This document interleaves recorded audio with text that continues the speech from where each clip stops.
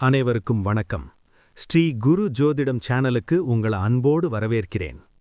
இன்னைக்கு நாம பார்க்க போற விஷயம் ரிஷப ராசி நேயர்களுக்கு ஒரு பெரிய ஜாக்பாட் அடிக்க போற செய்தியை பத்தி தான்.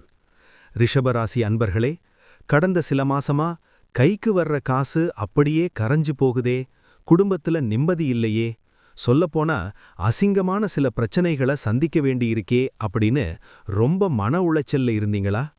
இனி கவலைப்படாதீங்க. தனகாரகன் குரு பகவான் உங்க ராசிக்கு 2ஆம் இடமான குடும்பஸ்தானத்துல வக்ர நிவர்த்தி அடைகிறார். வாக்கிய பஞ்சாங்கப்படி மார்ச் மாதம் 17ஆம் தேதி பங்குனி 3ல நடக்க போற இந்த மாற்றம் உங்க வாழ்க்கையில ஒரு பெரிய நிதியாதார புரட்சியை ஏற்படுத்த போகுது.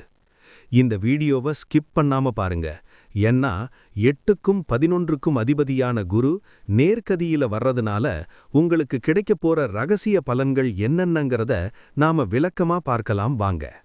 இதுவரைக்கும் நம்ம சேனலை சப்ஸ்கிரைப் பண்ணாம பார்க்கறீங்கன்னா சப்ஸ்கிரைப் பண்ணி பக்கத்துல இருக்கிற பெல் ஐகானை ஆன் பண்ணிக்கோங்க. ரிஷப ராசிக்கு குரு பகவான் ஒரு முக்கியமான கிரகம்.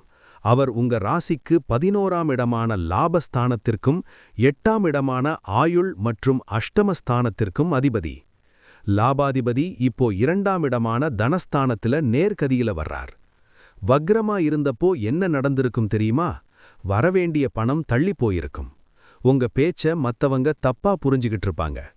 ஆனா இப்போ வக்ர நிவர்த்தி ஆகும்போது அந்த தடைகள் எல்லாம் பனி போல விலகும். ஒரு தேங்கி நின்ன நதி இப்போ வேகமா பாயப் போகுது. உங்க அதிர்ஷ்ட கதவு இப்போ திறக்கப்படுது.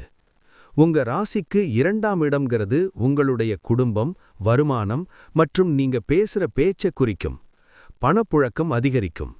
இத்தனை நாள் 100 ரூபா வந்த இடத்துல இப்போ 1000 ரூபா வரும். வருமானத்துக்கு புது புது வழிகள் பிறக்கும். சேமிப்பு உயரும். குடும்பத்துல வீட்ல கணவன் மனைவிக்குள்ள அல்லது உறவினர்களுக்குள்ள இருந்த வாய்ச்சண்டைகள் ஓய்ஞ்சு ஒருத்தர் புரிஞ்சுக்கிற சூழல் உருவாகும். பிரிஞ்சிருந்த குடும்பங்கள் ஒன்னு சேரும். வாக்கு பலிதம். நீங்க எதை சொன்னாலும் மத்தவங்க அதை ஏத்துப்பாங்க.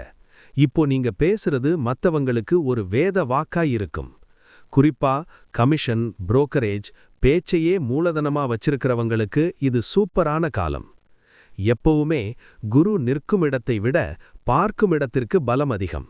ரிஷப ராசிக்கு 6, 8, 10 ஆகிய 3 இடங்களை குரு பகவான் பார்க்கிறார். 6ஆம் இட பார்வை சத்ரு மற்றும் ரோகஸ்தானம். கடன்கள் அடைக்க மிகச்சிறந்த காலம். இத்தனை நாள் கழுத்த நெரிச்ச கடன் பிரச்சனைகள் இப்போ ஒரு முடிவுக்கு வரும். தீராத உடல் உபாதைகள் இருந்தா இப்போ சரியான மருத்துவம் கிடைச்சு குணமடைவீங்க. கோர்ட் கேஸ்னு அலைஞ்சவங்களுக்கு சாதகமான தீர்ப்பு வரும். அடுத்ததா குரு தன் சொந்த வீடான தனுசு ராசியையே பார்க்கிறார். இது மிகப்பெரிய பலம். திடீர் அதிர்ஷ்டம், இன்சூரன்ஸ் பணம், தந்தை வழி சொத்துக்கள் மூலமா எதிர்பார்த்ததை விட அதிகமான லாபம் கிடைக்கும்.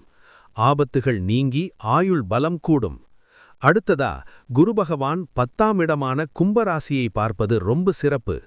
வேலை தேடுறவங்களுக்கு கௌரவமான வேலை கிடைக்கும். வேலையில இருந்த குடைச்சல்கள், பாலிடிக்ஸ் எல்லாம் ஓடிடும்.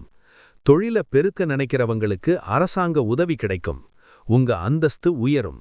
உத்தியோகஸ்தர்களுக்கு ஆபீஸ்ல உங்க பேச்ச கேட்டு மேலதிகாரிகள் நடப்பாங்க.